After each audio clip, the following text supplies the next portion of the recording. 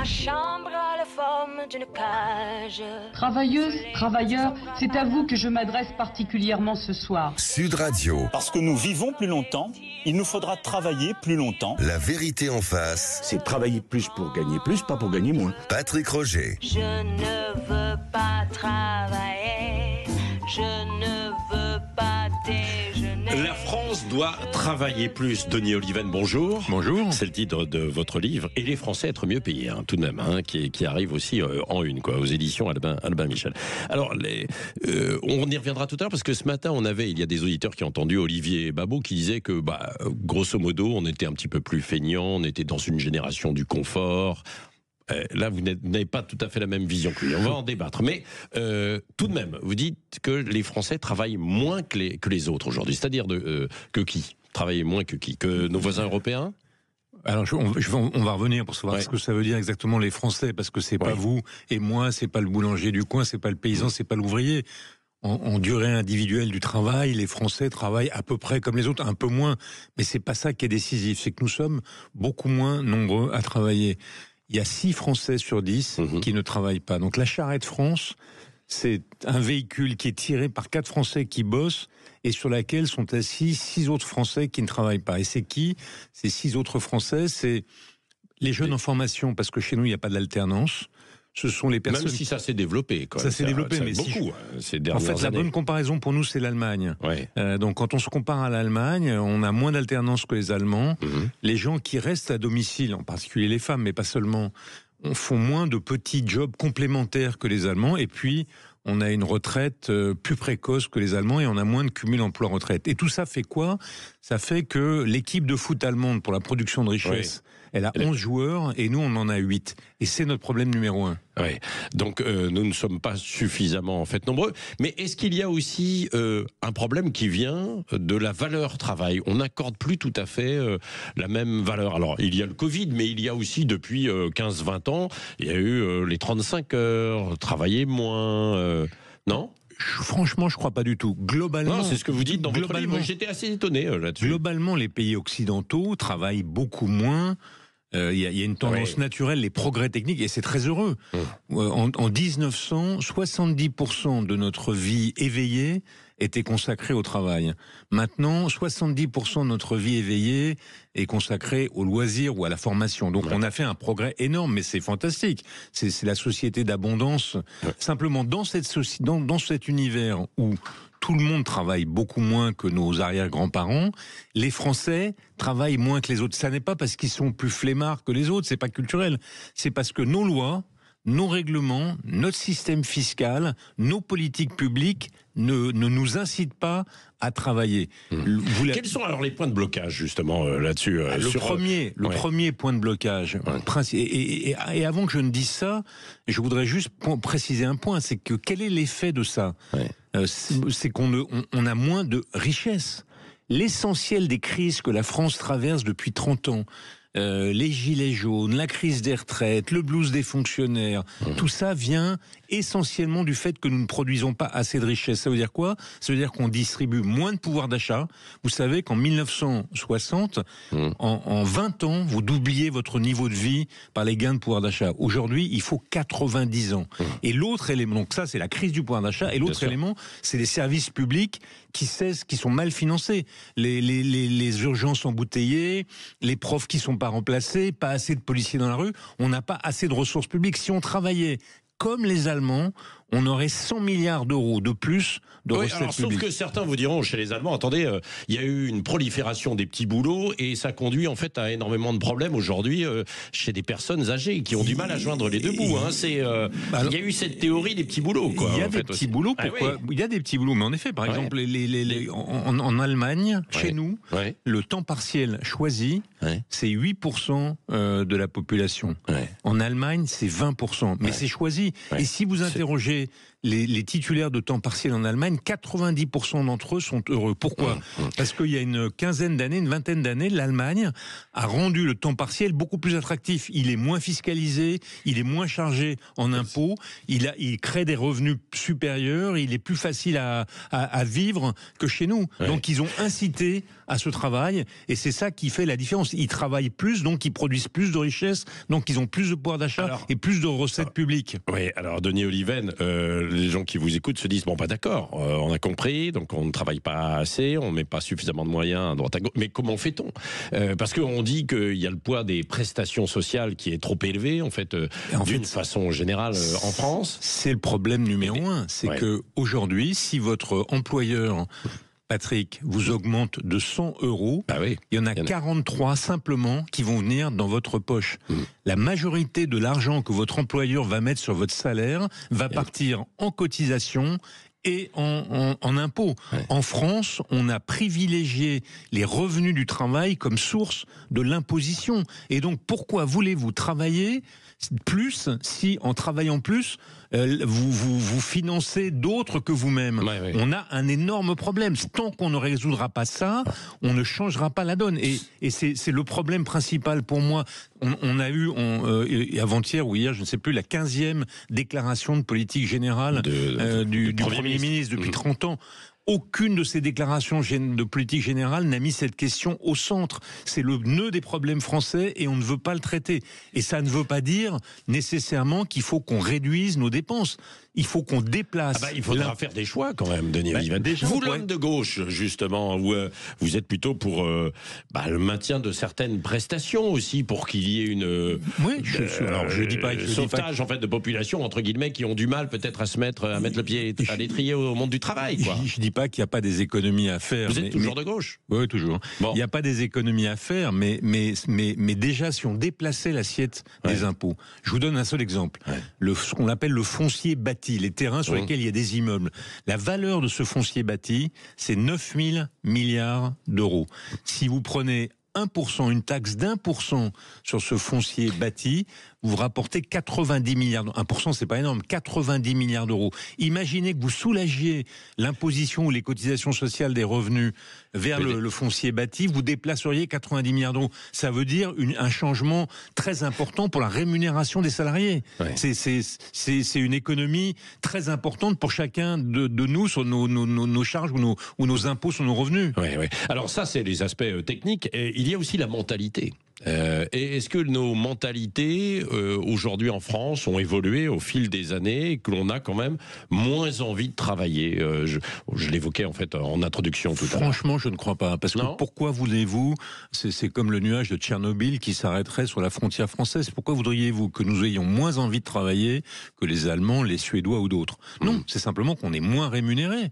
Le temps partiel chez nous est moins attractif que chez les autres. On n'a pas développé l'alternance. Je vous assure que les jeunes seraient ravis de faire de l'alternance. Non, mais ça s'est développé, ce que je vous disais. On a une retraite qui est plus précoce que chez les autres. Mais alors vous allez me dire, mais les Français sont contre le fait qu'on retarde l'âge de départ. Oui, mais s'ils étaient mieux rémunérés, si les gens à qui on propose de retarder de 2 ans leur retraite, on leur disait, vous allez gagner 20% de salaire en plus que ce que vous gagnez aujourd'hui, vous croyez que leur rapport avec le recul de l'âge de la retraite serait le même ? Donc on a 3 sujets qu'il faut qu'on traite. Il faut qu'on traite le temps partiel, il faut qu'on traite l'alternance et il faut qu'on déplace, qu'on allège le poids des cotisations et des impôts sur les revenus de travail pour que le salaire net des salariés soit plus important. Que chacun d'entre nous regarde sa feuille de paie, il va être impressionné par le passage du... Évidemment, on devrait détailler en fait à chaque fois tout ça sur la feuille de paye. C'est détaillé, mais on ne le voit pas. Quand vous voyez sur votre feuille de paye ce que paye votre employeur pour vous et ce que vous recevez dans votre poche, imaginez qu'on déplace 20% de ça, on serait tous beaucoup plus heureux et toute une part des problèmes que nous avons serait traitée. Oui, mais on vous dirait qu'on a moins de couverture aussi pour les gens qui, pour l'ensemble des prestations sociales que j'évoquais en fait tout à l'heure, quoi. Donc comment trouver ce balancier en fait ? Il y a 2 choses à faire. Il y a d'abord, une fois encore, je redis, qu'il y a d'autres sources. On a 2 choses à faire en France. On doit déplacer nos impôts des ressources productives. Il faut qu'on arrête de pénaliser le travail et l'investissement qui créent des richesses, et il faut qu'on mette nos impositions sur des ressources qui sont moins productives. Je vais vous donner l'exemple du foncier bâti, il y en a d'autres. Et puis d'autre part, il faut aussi qu'on s'interroge en effet sur certaines de nos dépenses sociales pour voir celles qui incitent à travailler et celles qui n'incitent pas à travailler. Bref, il faut qu'on fasse. Le RSA, par exemple, en échange d'une activité, vous y êtes plutôt favorable? Très favorable, ça me paraît légitime de faire ça.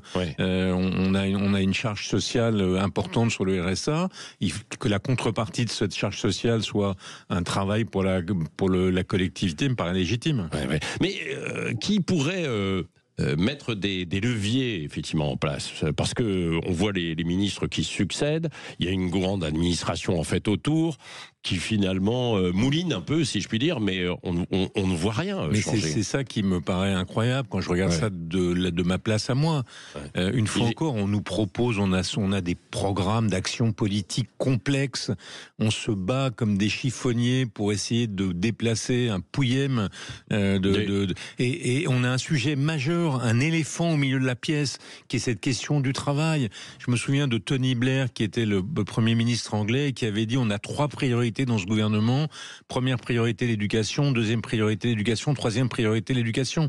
Donc si on avait un Premier ministre qui disait on a 3 priorités en France, le travail, parce qu'on va produire plus de richesses. En produisant plus de richesses, on va avoir plus de pouvoir d'achat, des services publics mieux financés, et les Français seront plus heureux. Franchement, ça changerait la face de notre pays. Et on ne le fait pas. Allez, nous poursuivons dans un instant avec vous, Denis Oliven. La France doit travailler plus.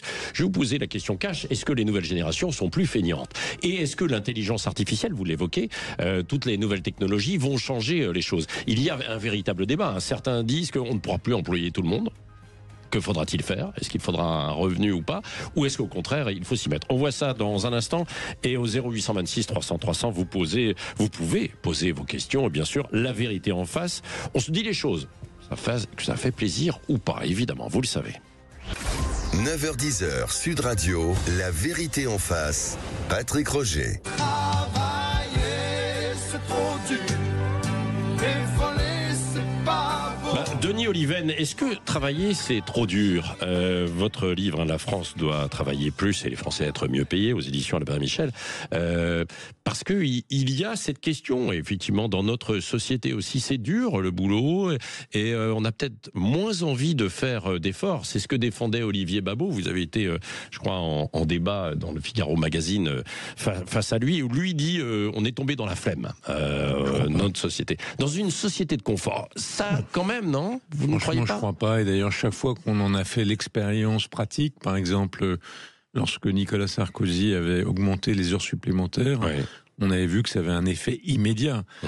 Travailler plus pour gagner plus, ça fonctionne. Donc si les gens étaient flemmards, ça fonctionnerait pas. Je dis pas que l'argent est le seul moteur. Par ailleurs, c'est vrai qu'en France, on a probablement des conditions de travail, de bien-être au travail, plus difficiles que dans d'autres pays. Peut-être qu'on a une culture managériale qui est plus verticale, moins soucieuse de la responsabilité, de l'initiative des salariés par rapport à des pays d'Europe du Nord. Donc l'argent n'est pas le seul mobile. Donc globalement, nos sociétés sont des sociétés dans lesquelles on travaille beaucoup moins que ne travaillaient nos grands-parents. Les progrès techniques nous ont permis de faire ça, les gains de productivité, comme on dit. Donc on est tous très heureux d'avoir une formation plus longue, une retraite avec une espérance de vie plus longue, plus de vacances, de pouvoir profiter des gens qu'on aime. Mais justement, est-ce qu'on ne s'est pas installé dans cette société de confort en se disant que finalement ça nous était dû, et notamment pour les jeunes générations? Quand vous discutez avec certaines jeunes générations aujourd'hui, lors d'entretiens d'embauche, ils vous demandent si il y a du télétravail, combien de temps, alors qu'il est apparu en plus de façon beaucoup plus exponentielle, si je puis dire, avec le Covid, quoi. Oui, c'est vrai, tout ça est vrai. C'est vrai que le rapport avec le travail a changé, que le souci de son confort de vie est plus important, de sa qualité de vie est plus important qu'avant. Il n'empêche que dans ce cadre-là, on serait capable de travailler au moins autant, et nos concitoyens sont aussi disponibles pour le travail que nos voisins à quelques kilomètres de la frontière en Allemagne. Ouais. En fait, si vous avez des incitations positives à travailler, mais aujourd'hui vous êtes un jeune qui se présente sur le marché du travail, par exemple dans les métiers non qualifiés, les salaires sont... Franchement, ils sont pas très. Mais est-ce que vous la pensez... qualité de vie du salaire qu'on vous propose est pas très motivante. Imaginez que. Alors attendez, c'est en train de changer quand même, Denis Oliven. Plombier, il y a quelques années, vous gagniez moins, par exemple, que enseignant, prof. Aujourd'hui, un plombier gagne 2 fois plus qu'un enseignant. C'est vrai. Et d'ailleurs, beaucoup disent qu'avec l'avènement de l'intelligence artificielle, des métiers qui sont entre guillemets du tertiaire ont peut-être moins de valeur que d'autres métiers dit moins qualifiés. Oui, on a beaucoup dit ça. On a souvent dit à chaque révolution technologique que le chômage, Keynes, le grand économiste, pensait dans les années 30 que le travail allait disparaître sous l'effet du progrès technique. Il s'est trompé parce qu'en fait, le progrès technique génère de nouveaux besoins et génère de nouvelles qualifications. Ce qui est vrai, ce qu'on observe aux États-Unis, ce qu'on observe partout dans tous les pays occidentaux, c'est que les 2 métiers qui se développent sont les métiers très qualifiés et les métiers absolument non qualifiés qu'on ne peut pas remplacer. Un serveur de restaurant, par exemple, qui est un beau métier, mais on ne peut pas le remplacer par l'intelligence artificielle. En revanche, les métiers intermédiaires, je sais pas, par exemple, les assistantes de direction vont, eux, disparaître. Mais déjà, ça a commencé, bien sûr. Bien sûr, mais ce qui se passe depuis que ce mouvement, depuis 100 ans, un peu 200 ans même, on est rentré dans un processus de révolution industrielle et technologique qui nous a donné une richesse fantastique. Jamais les pays qui ont connu cette révolution n'ont été aussi prospères. Et cette révolution transforme les emplois. La paysannerie a disparu au profit de l'industrie, puis l'industrie au profit des services. Donc on va connaître à nouveau cette mutation. Je ne crois pas, si notre appareil de formation s'adapte, je ne crois pas que l'emploi va disparaître. Et pourtant, sur un plan politique, par exemple, il y en a qui ont développé, vous le savez, le droit à la paresse, de beaucoup moins travailler. Mais ça, j'en parle dans mon livre. Il y a en effet, je ne dis pas qu'il n'y a pas des gens, notamment à la gauche de la gauche, qui n'ont pas une vision absurde du travail, qui considèrent que, en gros, que la solution, c'est de faire payer les riches. La solution à tous nos problèmes, c'est de faire payer les riches. Ça ne fonctionne pas, c'est pas vrai. Il faut d'abord produire de la richesse. Donc, si vous ne travaillez pas, vous ne produisez pas de richesse. Donc, l'idée dans laquelle la France s'est enfermée depuis une trentaine d'années et qui explique une bonne partie de nos malheurs, c'est-à-dire produisons moins, mais taxons plus, cette idée-là est la cause de la situation grave dans laquelle nous sommes aujourd'hui. Oui. Est-ce qu'il y a un risque aussi de décroissance aujourd'hui, parce que certains prônent cette décroissance, un peu les mêmes sur un plan politique. C'est une idée qui est extrêmement nocive et dangereuse. Pourquoi ? Alors les gens disent la croissance détruit l'environnement. Et donc, pour arrêter de détruire la planète, arrêtons la croissance. D'abord, on peut croître sans détruire la planète. C'est ce que nous faisons maintenant depuis une quinzaine d'années. On a vu que la richesse nationale progressait alors que l'émission de CO2 décroît. Donc, on peut faire les deux. Mais surtout, il faut se rendre compte de ce que ça signifie, la décroissance. Si aujourd'hui, on a une croissance continue de nos dépenses publiques, si demain, vous perdez 1 point de croissance, c'est 30 milliards d'euros. Où est-ce que ça veut dire 15 milliards d'euros de recettes publiques en moins. On supprime le RSA. Qu'est-ce qu'on fait ? Regardez comment on a du mal à réduire les dépenses publiques pour les recettes. Vous imaginez ce qui se passe en cas de décroissance ? Oui. Dans votre livre, il y a un chapitre où vous parlez d'un complot contre le travail. Absentéisme, etc. Y compris, vous avez parlé de la fonction publique tout à l'heure, mais dans la fonction publique aussi, sur cet absentéisme, sur le fait de travailler parfois. Là, j'ai des auditeurs à Marseille qui nous écoutent, ils savent que, par exemple, certains de la municipalité ne travaillent pas 35 heures, mais plutôt 28 heures, et encore. Que faire face à cela ? Non, ce que j'essaie de décrire dans le livre, des différents indices d'un malaise au travail. La grève, l'absentéisme, la gréviculture. Voilà. Donc, pour moi, ce sont des symptômes du fait que, en effet, il y a probablement une question de malaise ou de malheur au travail. Mais la cause principale pour moi, c'est la rémunération. C'est le fait que nous prenons les cotisations sociales et les impôts prennent une part trop grande des revenus du travail. Si on règle cette question, je suis absolument persuadé que, et à la lumière de l'expérience d'autres pays ou de notre propre expérience, je suis persuadé que nous verrons se réduire ce malaise au travail. C'est pas la seule raison, mais c'est la raison principale. Ça fait 20 ans qu'on l'entend, ça réduire les charges, les patrons et les petits notamment. Et on fait l'inverse. Et on fait l'inverse. Nous n'avons pas cessé de faire progresser nos charges. C'est le cercle vicieux dans lequel nous sommes enfermés. Nous taxons toujours davantage, donc nous produisons moins. Et comme nous produisons moins, nous avons moins de ressources, donc on taxe encore davantage. Et il y a une question assez taboue autour du travail. Dans certains quartiers qui sont plutôt défavorisés, mais défavorisés entre guillemets, on voit qu'il y a des taux de chômage qui sont x3, x4 parfois, par rapport en fait au taux de chômage en fait classique. Que faudrait-il faire pour remettre en fait ces gens au travail? Parce que vous avez d'autres secteurs, on dit attendez, moi je cherche en fait du monde, je n'arrive pas à trouver. Que faire? C'est un deuxième problème que je disais tout à l'heure, que le problème numéro 1 de la France, c'est ce qu'on appelle le taux d'activité, c'est-à-dire les temps partiels, l'alternance, l'âge de la retraite. L'autre problème, c'est la productivité. On dit que la France est très productive, que les travailleurs français sont très productifs. C'est pas vrai. Quand on regarde de près, on est beaucoup moins productif que les Allemands et cette productivité décroît. Pourquoi? Parce que on a un énorme problème de notre système éducatif. Depuis une trentaine d'années, ce système éducatif n'a cessé de se détériorer et ses performances de se détériorer. Et on le disait tout à l'heure, aujourd'hui, le monde du travail est un monde de la qualification.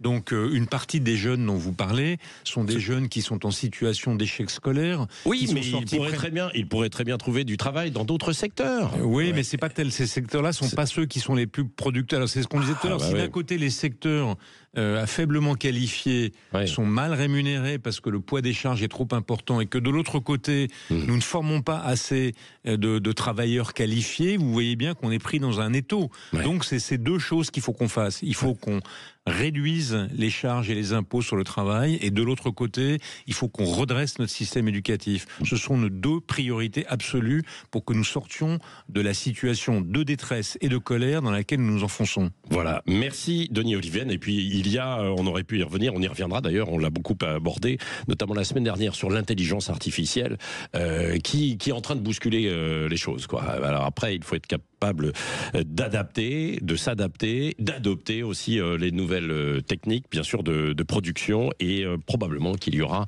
des bouleversements pour l'emploi et les métiers demain. Merci Denis Oliven. Donc je rappelle votre livre, La France doit travailler plus et les Français être mieux payés, évidemment, bien sûr. Dans un instant, Valérie Expert, Gilles Gansman et Tristan Valeix qui sera l'invité et puis la rédactrice en chef du FC Que Choisir. Et tous les programmes, évidemment, jusqu'à ce soir. Tiens, jusqu'au foot. N'oubliez pas le But Football Club ce soir à 20h avec Lionel Rousseau et toute sa bande.